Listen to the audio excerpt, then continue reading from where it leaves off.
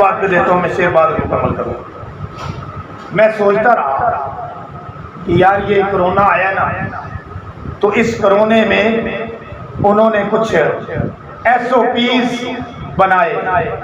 आप सुनते रहते हैं SOPs, यानी कि कुछ आदाब बनाए कि उन पर अमल करोगे तो ठीक है, बचे रहोगे। अगर उन पर अमल ना किया तो तुम्हें कोरोना लग सकता है। तो SOPs में सबसे अहम चीज थी हाथ धोना, सबसे अहम चीज थी छींक के आदाब। ये दुनिया वाले आज कोरोना आया तो ये छींक के आदाब बना रहे हैं। मेरे पैगंबर ने 1450 साल पहले छींक के आदाब बना दिए। कहो सुभान अल्लाह। 1450 साल पहले, 1443 हिजरी है। क्या आदाब बनाए? अब इन्होंने क्या किया?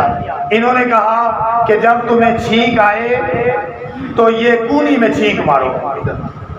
और मेरे पैगंबर ने क्या आदाब सिखाए थे कि जब आपको छींक आती थी आप कपड़ा नाक पे रखते।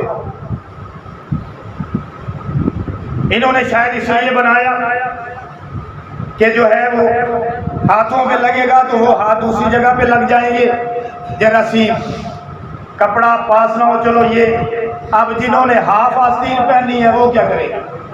वो तो बाजू इधर से गंदी कर लेंगे ना भाई।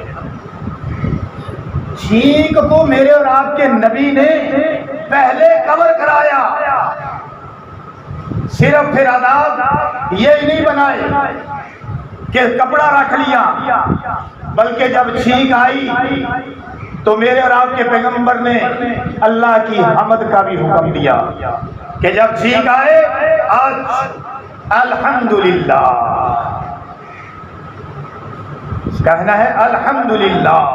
जो दूसरा सुनने वाला हो कहे यरहमुकल्लाह, जो तीसरा हो पास वो कहे यहदीकुमुल्लाह। और हम क्या कहते हैं? छींक मारी, दूसरों के ऊपर मारी, चल भाई गई। हजारों जरासीम निकलते हैं मेरे पैगंबर ने